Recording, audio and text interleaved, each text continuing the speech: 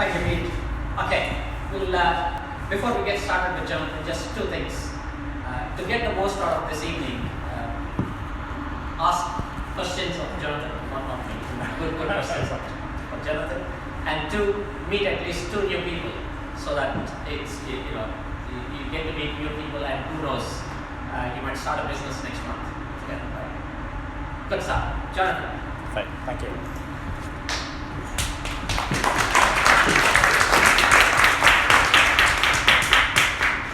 Not exactly the mic, but can anyone hear me without a mic?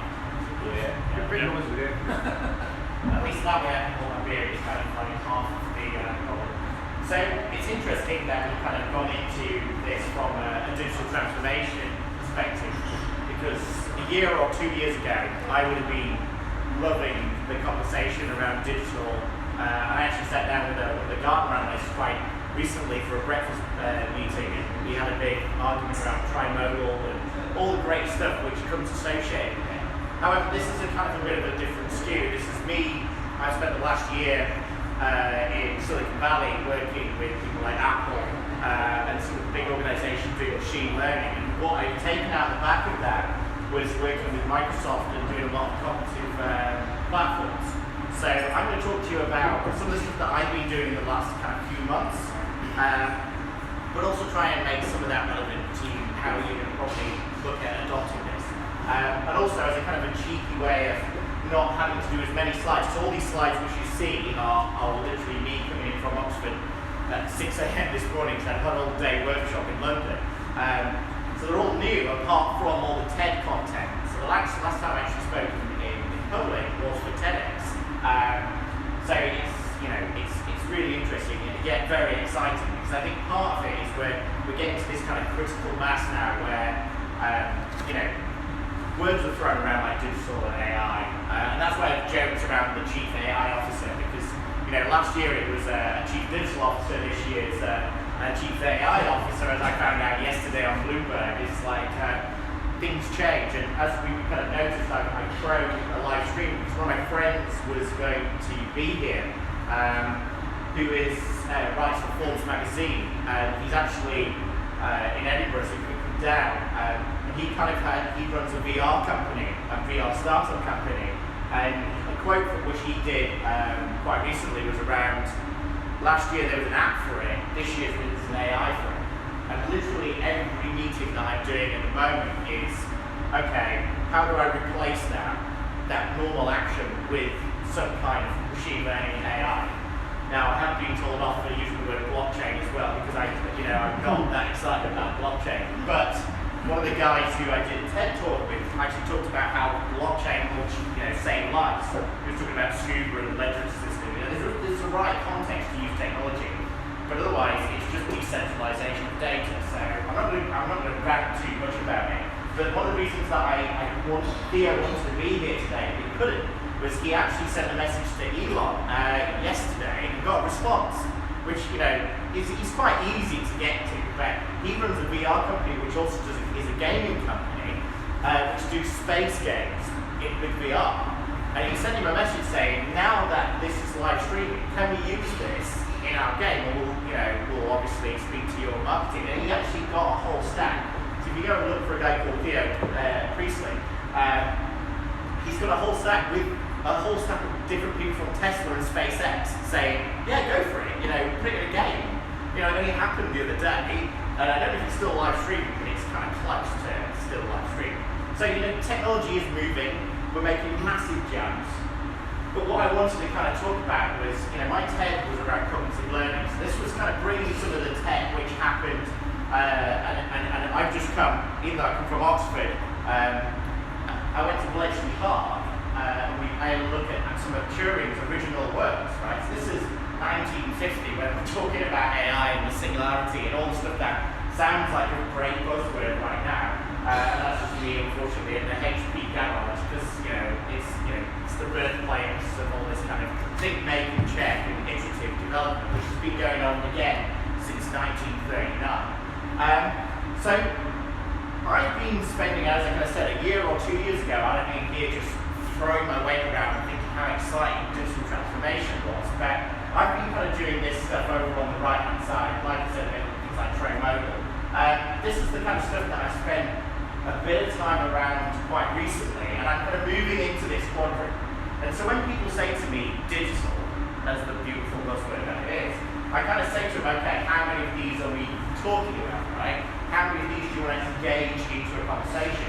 So, part of what I know you pointed out in the email to me is like, give practical examples. So I came from Hitachi, which I only remembered because it's a Hitachi projector up there and it didn't actually work. So I was quite familiar with that technology. However, Hitachi, while I was doing that, did a number of really interesting projects which I was involved in. So I'll start at the top, was around predictive crime. So if you type in the word predictive crime and Hitachi, we were using predictive crime in Washington. So I did a presentation in Washington DC for GCHQ and also Australian Federal Police around using this kind of technology to predict crime before it happens, i.e. minority report. But this is 2 years ago, right? This isn't me talking about something now and saying how exciting is that. But we know autonomous vehicles, forget Tesla for a second, it's actually a party trick, but this infrastructure to X, one of the projects I'm working on at the moment is with Bristol. And Bristol is open as a city, as a data as an experiment. And when I kind of talk to people like Silas in Dubai, when they were looking at their smart city projects, they were massive failures. Because the idea was, we're going to do amazing things, but the infrastructure wasn't there. Whereas Bristol are saying, well, actually, we're going to do the first 5G rollout. We're going to think about IoT. We're going to think about this connected mile.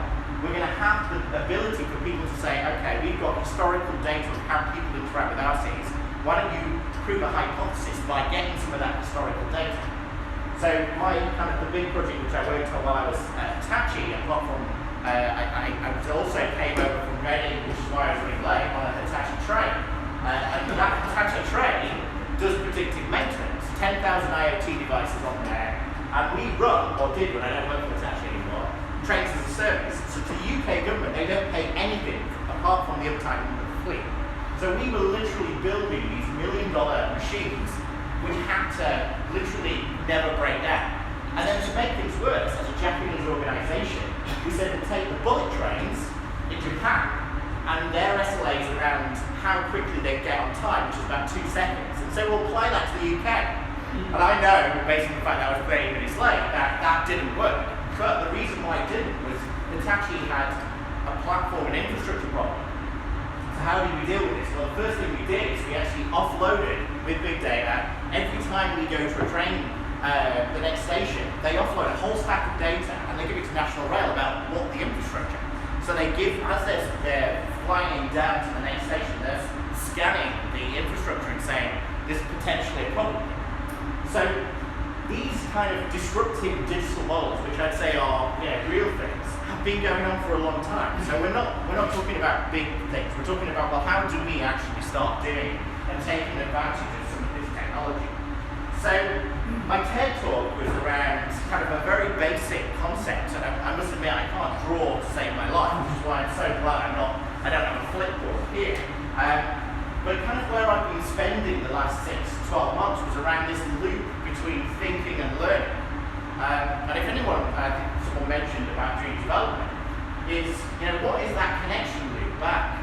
As far as we're very much on there. Well, we'll create some stuff, which is what humans are great at doing. But how do we learn from the mistakes that we do? This seems like an easy candidate for things like AI and machine learning, but unless you've got the right questions to ask it, how do you get that insight-driven organisation? I think this is where we're trying to get into like Gen 1, Gen 2 of what we're talking about. Anyone unfortunately saw the Salesforce presentation, they're talking about the fourth industrial revolution around intelligence, and that's kind of where I got really excited about it recently, because like I said, I spent some good time with the guys in Thames Valley around what was previously Project Oxford, which is the Microsoft Cognitive Services, things like Lewis, linguistic, so we can train your things like bots, which is what I'm going to show you today, and some of the stuff what's been happening in the last couple of weeks that I've been working on. Around actually, we're starting to see this being very accessible, right? It's not, looking at Spark ML, Elasticsearch, and looking at the standard boring stack that everyone uses when they come to start doing this for the first time out and failing. It's about actually making it really accessible to everyone. So my TED talk was really about as humans, and I guess Elon's kind of pushed it out the boat out a little bit, so I'm kind of slightly behind the curve on here, is around this whole evolution model. It's not revolution, it's not bringing in a new platform, bringing in some new kind of tech that's going to solve all your problems and hiring a whole stack of data scientists from, as Harvard or whatever it would like to say. And then at the other side, Oxford University pushing out that robots are going to replace 50% of our jobs, which is what I'm targeting now, is I'm looking at legal professions, I'm looking at recruitment, I'm looking at simple things like payroll, where people are going, it still doesn't work. And we're sat there going, really? It's been going on for life. We've been paying people over Christmas for the last 50 years. At what point do you still need humans involved? And at the same time as I did the TED talk, Sophia, was the first robot citizen, had actually taken some of this technology, and you'll see there's a clip up on in a minute with Sophia critiquing another AI, saying, actually, this AI is shit. To the Albi test driver saying it can't detect stuff, it doesn't know to flash somebody and let them in because it doesn't understand it. And you're thinking, okay, so Sophia, I know she got an upgrade in January when she got legs now, but this technology is here now. And so kind of partly where I was going, I unfortunately picked somebody from my Scrum team, who's our Scrum Master for a startup company in Oxford. I was looking at humans. Now, don't get me wrong, this is kind of Elon's kind of thing as well. It's that, we are overgrown, right? We are, I'm lazy, but that's just me. But, when you look at someone like Sophia, who's just continuously learning and also then spamming Elon with abuse because she doesn't like him, this is kind of where we're starting to get, this deep learning, this next generation is now available, and they don't need to swim. And so I read an article yesterday around kind of bots and the fact that everyone's been talking about bots, and this is why I've kind of structured some of my stuff around conversational AI. And they said there's 200,000 bots on Messenger, Facebook Messenger. And they said it's all first generation, it's all scripted. So if anyone's been doing kind of the AI stuff, it's kind of first wave AI. Everything's, it's all programmable AI, and there's nothing really behind it. And I did an implementation for Domino's. So when Microsoft bot framework came out, which is fantastic, they wanted to put it in and wanted to replace people with the Microsoft bot framework. And literally within a 6-week release period, now every single transaction you talk to Domino's is using Microsoft to power that bot framework. Lewis just scanned through all the standard history of all these kind of help desk people saying, oh, what kind of pizza do you want? What do you fancy eating tonight? And just learn from them. It's really, really simple, and organizations are starting to take this technology. Sorry, I also had to put that in because I saw it on Instagram and I was just like, the irony of the kind of humans and kind of being a multi-planet species was kind of, made in Earth by humans. Which probably means is why it breaks, but at least it's a disclaimer that they put up there when it crashes into something. So I'm sure people have seen this, but this was her critiquing the Albi AI. And when I did some Car2X stuff, which is obviously Milton Keynes is a great test location, not because of the roads, they're actually some wind pavements, but the AI, the reason why things like Google Car is completely pointless is it's self-aware, but it's not actually able to interact with anything else. So places like Bristol and some of the other smart city projects that I've worked on, things like Copenhagen, it's about getting infrastructure to X, right? And I've seen this with Albi, and that is very impressive, where they can pull up to a red signal, you can stick your foot on the accelerator, and then when the infrastructure sends you a message to say go, you go. That's the whole point of this next generation. Everything is connected. So this kind of bot framework and this kind of, we'll do some really cool stuff over here, compared to bots talking to bots, machine to machine, those kind of things that we've been talking about from an enterprise things, IoT perspective, is that these things are going to be bypassing us.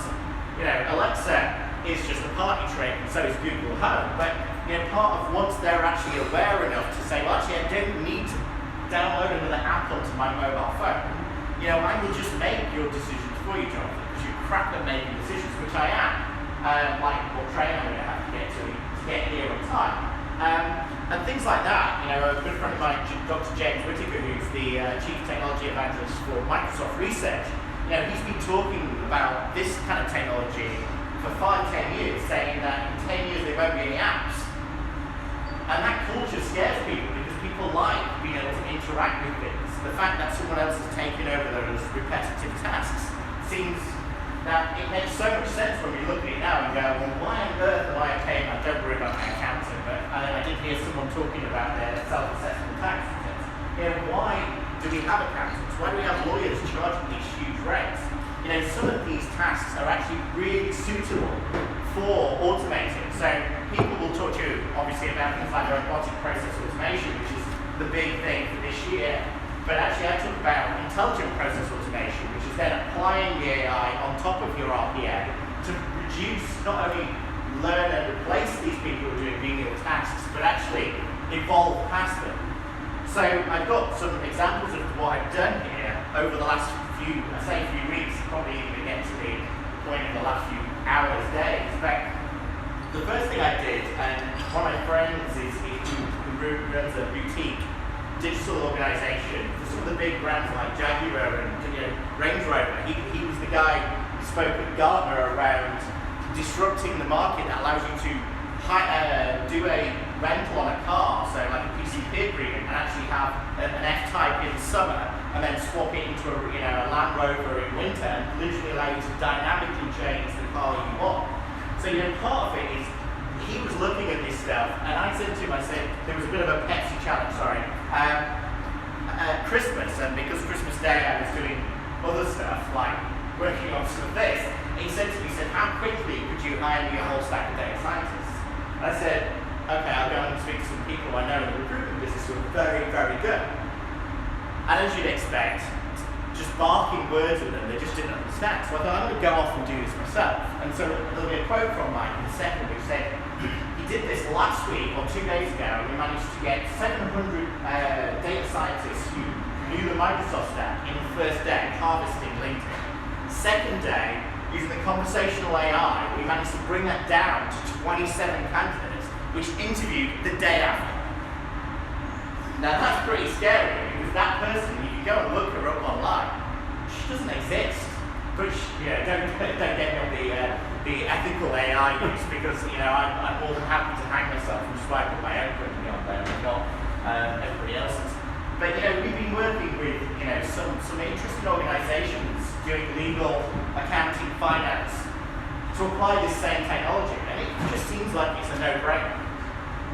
So that example, I'll pull the quote up from Mike, is Mike turned around 2 days ago and said, holy crap, 800 candidates day one. Second day, 17 people wanting to get ready for an interview. She works 24 hours a 7. She doesn't sleep. And the first guy I know, Jason, is a good guy. He turned around and he works at the stock exchange and said, recruiters need to start worrying about this stuff, because you take away those and suddenly we're able to go a lot faster. So this is the standard flow, these are the harvests which he does. And she talks as a bot on Slack, now Teams or whatever else. But you can literally say to her, look, and the idea with Gen 2, Gen 3, she's going to predict based on looking at the kind of work you're doing to say, well, actually, at the moment, your velocity or whatever is not at the level you need these kind of skills, and identify them before you even know, and also got the candidate in through the door. So, like I said, I love the Microsoft stack, and I'm in Reading, so I feel like I have to give it a big shout out. But what I was doing on Christmas Day, which is what this says, is I was doing the Boxing Day digital experience. So I kind of got really annoyed with the idea that all these organizations like Amazon just think they're awesome, which they are, don't get me wrong. But what I did is I decided to, with a few guys that I know in the industry who are in the kind of security business, and also obviously words like UX designers and user experience was being floated around. I said, okay, let's go in and actually see what that experience is like on Boxing Day. And so we published this report, which is not, we're not charging for it, we just put it out there. We did the same thing in the January sales. And the people who were the worst offenders were the people who had all the big money. It was people like Harrods, it was people like Amazon who were lazy, and they just thought, oh, it's fine, it's AWS or Azure. We could look at the JavaScript and work out if it was Rackspace, how they configured it, what kind of tools, what kind of technology they were using on the scripting, and pretty much did a bit of a health check and walked back in and say, we're so used to having crap responding apps, and really bad digital experience. We need to get past this, because another app, another mobile app, is just, it's old tech stacks with need to move away. So I made this kind of wild accusation at 10 that actually it's a digital revolution. It's the time to stop people getting into that bad habit of building another app or having to type into your phone. Literally, you can bypass all that. It just happens for you. So I know this stuff looks like it's something from the future, which it is, but part of it, Airbus and all these organisations who are doing infrastructure to X, thinking about it, you must have seen they've got this new GPS locator which allows you to pick up an autonomous vehicle. So if you've got enough money, forget the watch that just pings someone to come and rescue you in the middle of an avalanche. This literally will send a vehicle to your location and recover you. This technology is coming. I was there in Singapore. They've got an infinity pool. And the Singapore government is spending so much money on thinking about how they bring this kind of technology to life. And we're sat here going, well, actually, Reading's really nice. Since I came back, and I've not been to Reading for absolutely ages. But we're thinking about. I spoke to Cambridge about doing their smart city program, and they think, oh, well, we'll get a carbon neutral bike to work scheme, and we'll do gamification on top of it, and everyone will think that we've created the city of the future. And you're thinking, no, that's definitely not the city of the future. This is the city of the future, and I know Theo's probably on at the moment, but his organisation and a couple of others are doing this AR, VR, MR kind of experience where you're literally interacting. And this is a real thing. I met the guys from Solar who actually put this together. And you just think, what is those opportunities if you are, Argos or whoever it is streaming that information, changing that person's experience, giving the safety management systems, overlaying all that information. Is this, years away? And don't get me wrong, if you look at my profile and laugh at me, I've got my Google glasses on, which were an absolute pile of crap. But, when you look at things like this, and I was in Japan and they've got this ability where while you're waiting for the underground, you can scan what you want. And there's a full shot, but it's an LCD screen. So you just scan it and go, oh, it's bread or whatever. You get on it, you go back to the location, it's there. There's no stores with dynamic pricing and some kind of really cute little puppy thing. It's literally, you don't even need to go to a shop. Why would you need to be Tesco's? Why do these things exist? Why isn't dynamic pricing happening in real time? Why are there labels on things? It just seems insane when you look at it from this perspective. But, we're living in an interesting world. So, it just feel like I've just thrown myself through that at 1 million miles an hour. And obviously, the joke around, which is why I put the Hitchhiker's Guide to the Galaxy stuff, because obviously Elon had put Don't Panic on his Tesla Roadster, which I did go to the Tesla shop, and they're $36,000 to put a deposit on them, and the $240,000 if you want 20,000 brake horsepower or torque, whatever it is. So, I understand why he's sent it to space because no one else is going to be able to afford it. But this is another publicity stuff. But I think we're going to get there. Forget Mars and whatever else it is. I think we need to start a little bit closer to home. So that's me, and what I do, going doing kind of digital advisory services and speaking to customers all over the place. And that's really it. And I want to just spend a bit of time now just asking, taking questions, or really kind of catching up over the bar and just see where you guys are at and what you're thinking about. And if this sounds like I've gone definitely too far into the future. No, it's really good. Perfect. Questions then? I didn't know how to go from here. Go on. Go on then. I feel like I've been sort of like drinking from a fire hydrant. You want to?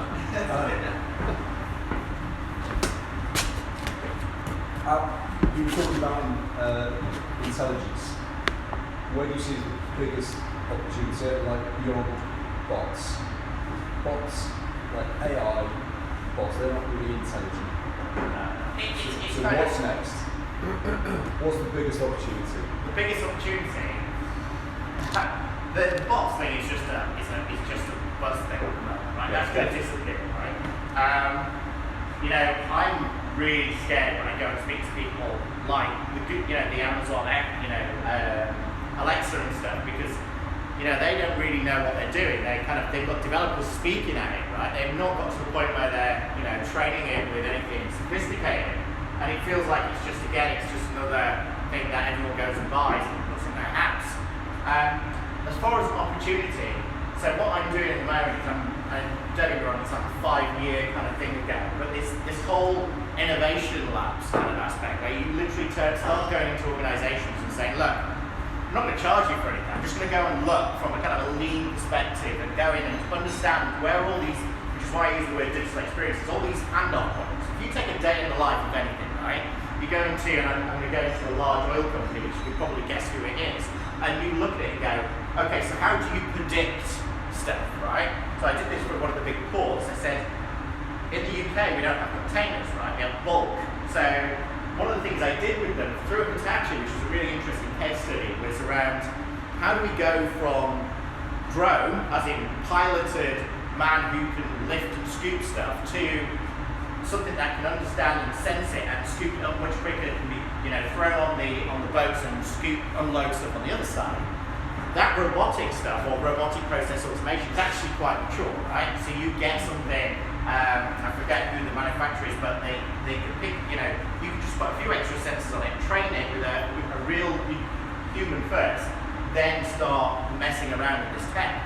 And, you then factor in things like predicting tidal information, giving people information who are actually there to say, actually, you've got a 15-20 minute window to get this corn out of the building stuff.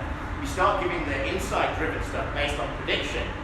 That stuff's really easy. So things like I did a virtual power station for the Startburger platform in Germany. So they all want renewables. So they create virtual power station. It's demand response algorithms that allow people to buy and sell electricity. So the green people who want green energy into their noisy aircon unit can request it, and within 15 minutes it can spin up 3 generators 100 miles away and provide the power to that at the price they want to buy it at, and put it straight into the grid. Now that's negotiating it, right? It's not a terminal on the side of the area, but what they usually do is sell that power upfront 24 hours.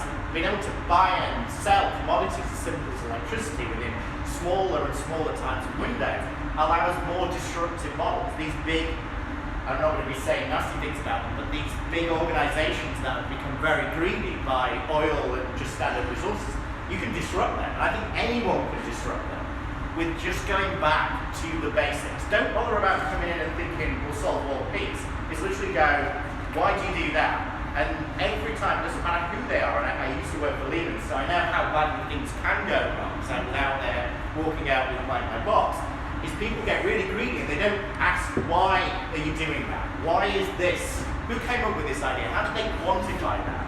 And before you ever get into development, you prove the hypothesis by modelling it.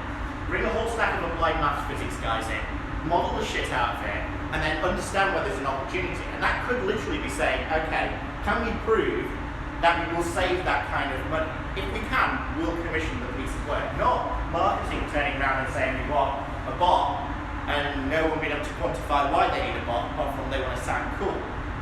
So go back to basics, literally say what, keep on asking them why they're doing it until you find the person, because everyone's dead who are all COBOL developers. They don't know what's happening, so I bring in a whole stack of data archaeologists who go around digging up data going, what the fuck's this?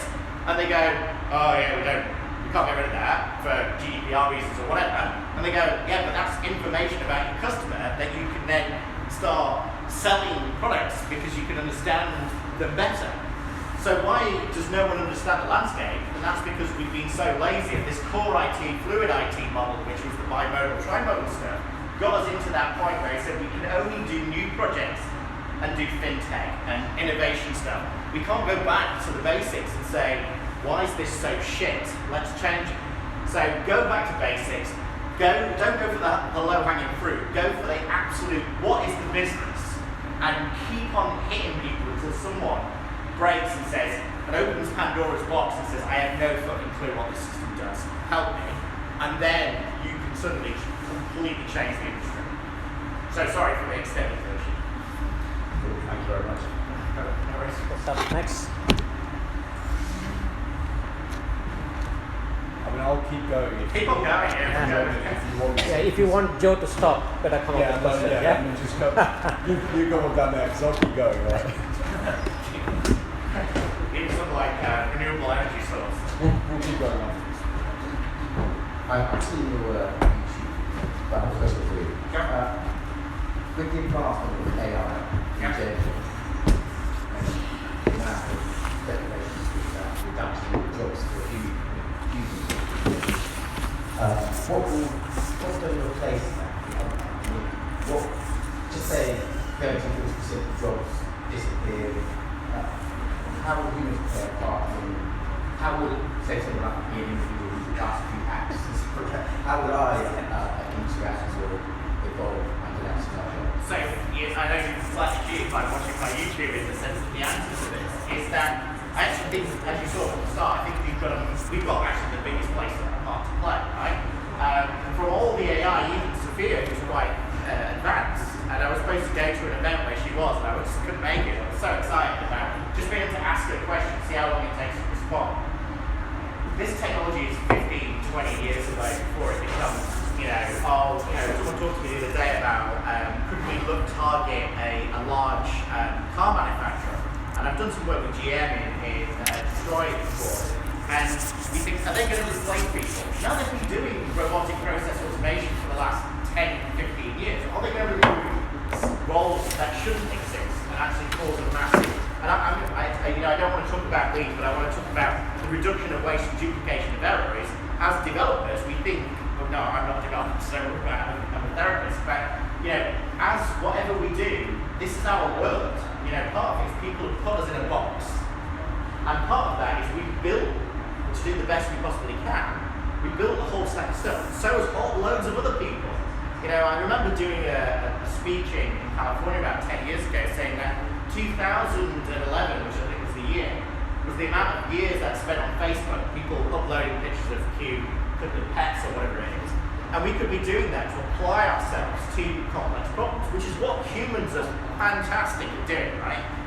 So this isn't going to replace, and if you looked, IT was right at the bottom over here, because that's not what's going to go, right? It's it'll be just the recruitment people, it will be the finance stuff. These people who've been charging you for your accountant. I have no idea how my accountant manages to make the numbers that she does, but she just pulls them out. I don't think she does anything, right? And all those kind of traits, those ones that you can actually easily learn and map, will disappear. The ones that require creativity will exist. And I think as humans, we will always be involved in that process. I don't think we're ever going to disappear from it. But that think and learn component, that potentially could do, because that's going to provide us insight saying, okay, how do you quantify that? And unless you can improve it, then it's going to be very difficult to be able to just come up with something and say, we should make this decision about some enterprise architecture because it's the coolest new framework. It's going to be starting to kind of pull us back in and say, okay, why are we doing this? I've got a second question. Certain technologies, AI, are like to become autonomous in that they can make their decisions without human intervention. So my question is, do you think that certain technologies should have a human override?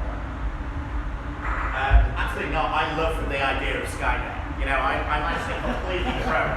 If SkyDrive hadn't been owned by Sky, I'd have been getting Skynet many years ago, right? I think it's absolutely fair play. I know there's a new Terminator movie coming out, so I'm not taking the sales revenue for that. I'm sure it is, because they're all like 90 or something. But the CGI, this is the interesting thing. So this is a good example of somebody I talked to today. So I was in Camelot talking to the Madame Tussauds, and I said to him, you have people who are sculptors designing faces, and then you have all these iterations of people looking at their face and going, that doesn't look like Steve Jobs, right? 3D printers, have been around a long time, right? So why on earth do they spend, and this is how much they charge, $250,000 per model to have 8, cube reps, when you could 3D print that across, much cheaper, much more accuracy, and when I spoke to them, they said we're going to use robotics. So I think there's a hulky guy who's in one of the new, not Marvel, the other one, superhero thing, and it's talks, and part of it is that it's learning. And I know there was a museum that got somebody from one of the awful atrocities in the war, who they asked her hundreds and hundreds of questions in a room, see how she reacted, and then they know she's going to die, so she's going to live on forever, right? So this is this transcendent stuff, right? At what point do we say, I'm more than happy to download myself for 10 quid, which actually I do it for 5 and a bigger. But, what point do we say, actually myself, I want to duplicate so it can work longer, harder, quicker, and then what I'm going to do is be the override on top of that. So you thinking about how do I better myself and better mankind, or put a roaster in space. I think that's what we do. We need to dream. We need to be using all that creativity and let our repetitive self, like I talked about things like the digital grind. Every time you pick a phone up, and this anxiety of not checking your phone 4,700 times. I published a book this year on digital experiences, and it was horrendous to see how it changed from the 90s. Every 10 years, how we had more interactions. We're spending more time using technology devices when they were supposed to make things quicker. You sat around having a meal, and these 8 people all checking their phones and not interacting with each other, so that they can, send a like or a message or update somebody that they're going to meet them next week. It's like you see a film and they go, I'll see you on Tuesday. They never tell you what time it is because their bots are going to coordinate all that. Virtual personal assistants are going to say, I'll take all that stuff off you, don't worry about it. I think what you said about Madame Tussauds, I don't know, I understand what you said, you can 3D print a model, but it sort of takes away the magic. What magic? Because nobody goes. If it's not Who functional, goes? if it's not functional, it's art. It's not even art because no millennial, and I'm a millennial by 2 months, right? I've never been to Madame Tussauds, right? I would get a drone, like I know Theo's on the line, and he just puts his VR headset on, right? If someone was going to get a VR headset and let me control the drone to look around some museum, then I'm more than happy to do it. I'm not going to go to the playground because I'll get murdered. That's the reason why I don't go. There's some types of difference. Like I get it, like with the functional thing, reproduce it. But with that Madame Tussauds, that's human labour has gone into that. You go there for the artistic thing of a human actually did that with hands. I think that's where we need to be very careful. Pete, did your mother take you to Madame Tussauds? She did. She had like a year's advance. That's the only reason. You sound like you've got a real attachment to Tussauds. I haven't been there in years, but I think it's art. You can just basically reproduce. But that's the whole point. If it's art, then everyone should be accessible. And this is, I used to work for Paramount. Paramount about building a theme park in London, right? So I was part of the design team looking at the pre and post activities. So forget the theme park, which Natasha said will run attractions as a service, where we'll look at people's facial expressions, work out whether or not they're enjoying themselves, and then you pay based on how good the ride is, right? Forget that for a second. Part of it was what's the pre and post experience? And forget theme park as a service, attraction as a service. Yeah. Actually, why can't I put on my VR headset, go to a local location which shakes me around, and then go on the roller coaster in an area I can't afford to go to because I'm in a part of the world where I can't get. I don't think the villagers are going to have it though. They want there to go. What do you mean? How much is the car park? How much is the car park? They want to go there with their mannequins. But how do we know we're actually here? Forget them. You can easily dial into an extension and save yourself a whole stack of time. There is a commercial side to this. They might build a Madame Tussauds jewellery. The jewellery industry right now is using 3D printer, but none of them will admit it because we pay £5,000 for a piece of Cartier jewellery because we have a vision of somebody with very squinty eyes crafting away, rather than it being made with fantastic detail by a CAD designer who then uses a gold 3D printer. I agree with this. I think Which comes to your point about the accountant. So if why do I pay my accountant? Because I'm paying for a highly qualified, supposedly, who spends hours, honestly, doing my tax return, which honestly can't be done in 5 minutes. Which I'm using an AI agent that does it in seconds. I get what you're saying, but I think there's 2 sides of things. And art was down on the list, right? So art was right at the bottom. So I thought I say to me, I printed something off the internet that somebody else made. What? So, That's the problem. No, I get it, right? And I completely agree. I think there's certain things which shouldn't happen. And I think, but we also need to make those available to other people to enjoy. It can't just be a certain... No, I'm not saying they shouldn't happen, but I think that, you've got to be careful before you devalue actually a human maybe making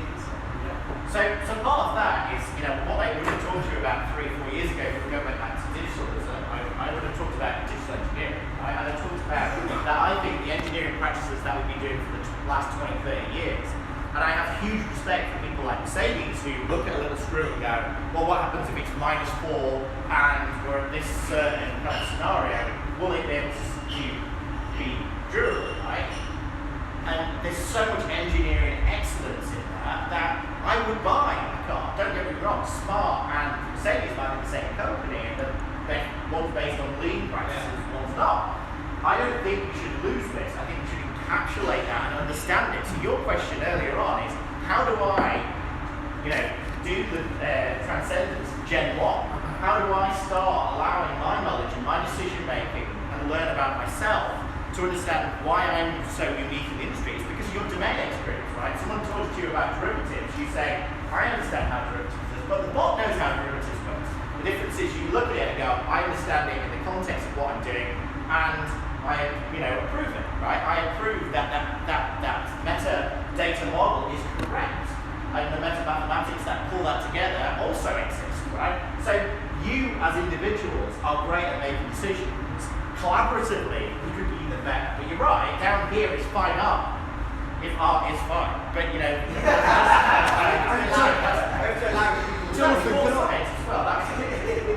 can I pull your book? Did you put this one together? Yeah, I put it together. Because I can't quite see on that how something like politics and international relations, business and management studies, which is all like to do it's universal. So I took it from Harvard Business Press, and I just took the information. I know, but that compared to like the medicines down on the.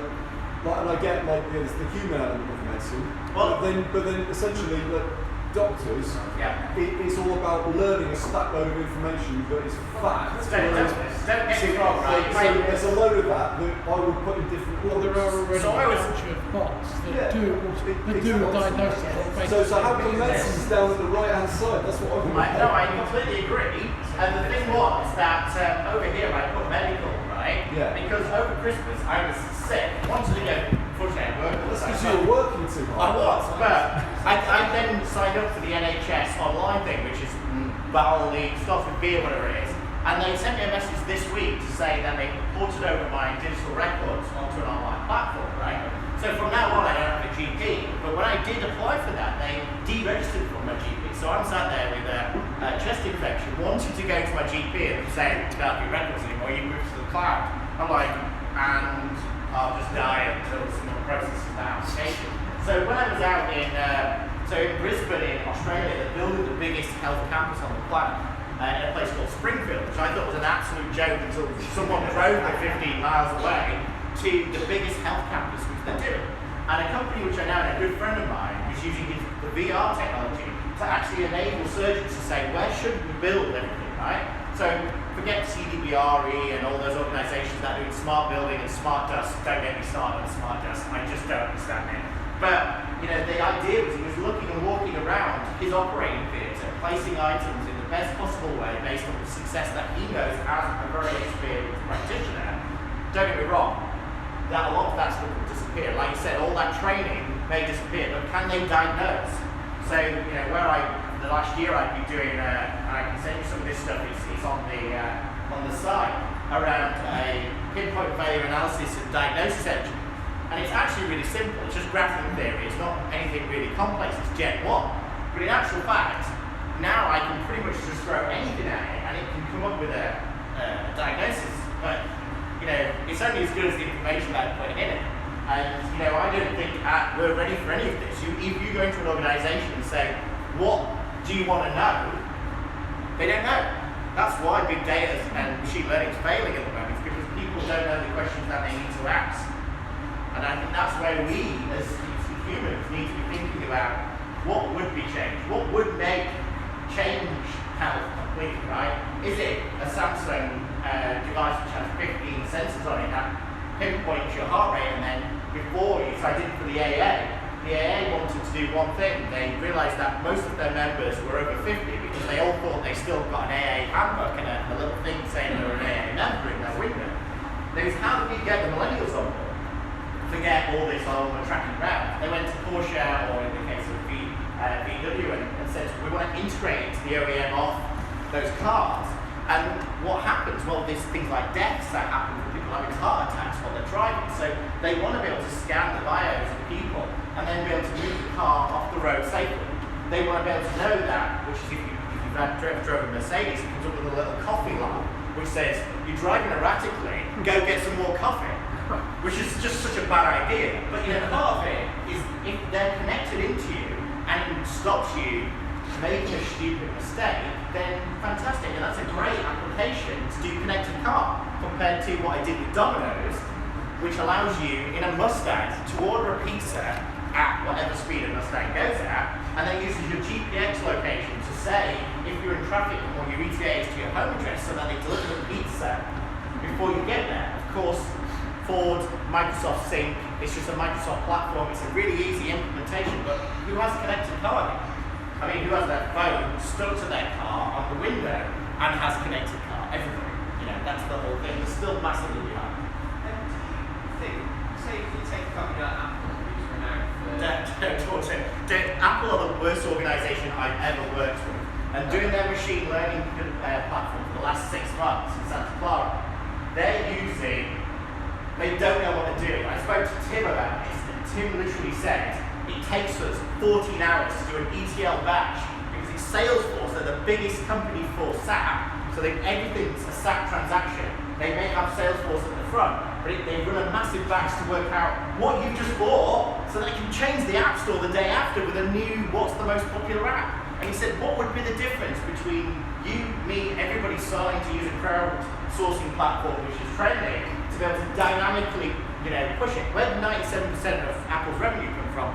The App Store. They don't make phones, they're shit. They don't make any products for the last 10 years. Jobs did. So it's all that, right? So the ability to understand and respond and pivot quicker is much more important. But they're the biggest organisation, the worst amount of debt, the same as PayPal and all the other organisations in Silicon Valley. It's just a farce. People think because it's Stanford or something, they know what they're doing. They don't. There's pockets of people doing great stuff.